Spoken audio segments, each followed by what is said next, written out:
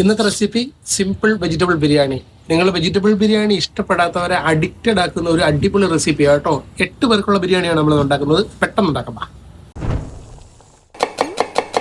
അടികട്ടിയുള്ളൊരു പാത്രത്തിൽ ഒരു 50 ml sunflower oil ഒഴിച്ചു കൊടുത്ത് ഒരു 300 ഗ്രാം സവോള കുറച്ച് സൊപ്പും ചേർത്ത് നന്നായിട്ടൊന്ന് വാട്ടിയെടുക്കാവേ. ഇതിലോട്ടൊരു 50 ഗ്രാം ഇഞ്ചി വെളുത്തുള്ളി ചതച്ചതും ഒരു 3 പച്ചമുളകും കൂടെ ചേർത്ത് കൊടുക്കാവേ.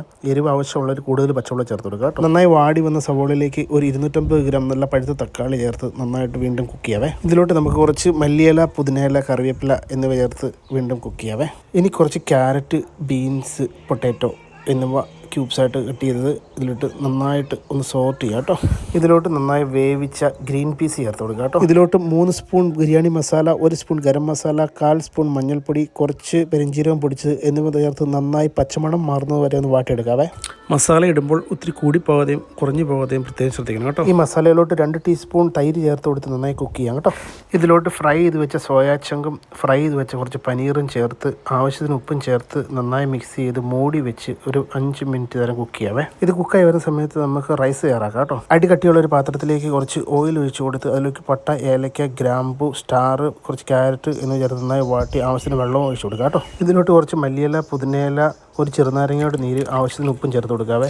ഉപ്പിടുമ്പോൾ എപ്പോഴും ഉപ്പ് കുറച്ച് മുമ്പോട്ട് തിരിക്കാൻ പ്രത്യേകം ശ്രദ്ധിക്കണം കേട്ടോ. വെള്ളം നന്നായി തിളച്ച് വരുമ്പോൾ 1 കിലോ ജീരകശാല അരി ഒരു അരമണിക്കൂർ കുതിർത്ത് വെച്ചത് നന്നായി വെള്ളം കളഞ്ഞ് ഇതിലോട്ട് ചേർത്ത് കൊടുക്കാവേ. ഈ അരി ഒരു 90% വെന്തതിന് ശേഷം ഒരു സ്ട്രെയിനറിലേക്ക് നമുക്ക് ഊറ്റി വെക്കാവേ.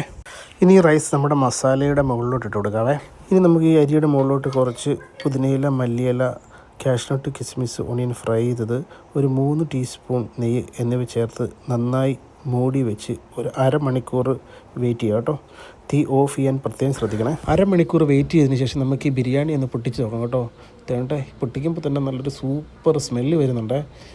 നമുക്ക് നല്ലൊരു അടിപൊളി ബിരിയാണി ആട്ടോ കിട്ടിയേക്കുന്നത്. ഇനി നമുക്ക് ഈ ബിരിയാണി ഒന്ന് ടേസ്റ്റ് ചെയ്ത് നോക്കിയാലോ.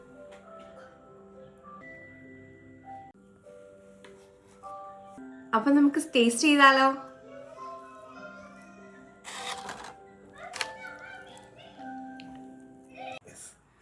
സൂപ്പർ ആയിട്ടുണ്ട് കേട്ടോ. എനിക്ക് ഭയങ്കരമായിട്ട് ഇഷ്ടപ്പെട്ടു. എനിക്ക് സത്യം പറഞ്ഞാൽ അത്ര ഇഷ്ടമൊന്നുമില്ല ഈ വെജിറ്റബിൾ ബിരിയാണി. എങ്ങനെയാണ് ഈ ചിക്കനും ബീഫും ഒന്നും ഇല്ലാതെ കഴിക്കുന്നത്. പക്ഷെ ഇത് കഴിച്ചു കഴിഞ്ഞാൽ ഉണ്ടല്ലോ അഡിക്റ്റ് ആയി പോകും നമ്മൾ. അടിപൊളി, മസ്റ്റ് ട്രൈ കേട്ടോ. Thank you. ഇതുപോലെ സിമ്പിൾ റെസിപ്പീസിനായിട്ട് ഈ പേജ് ഒന്ന് ഫോളോ ചെയ്യാനും റെസിപ്പി ഇഷ്ടപ്പെട്ടാൽ ഫ്രണ്ട്സിലേക്ക് ഒന്ന് ഷെയർ ചെയ്യാനും മറക്കല്ലേ. അപ്പം മറ്റൊരു വീഡിയോയുമായി വീണ്ടും കാണാം. ബൈ.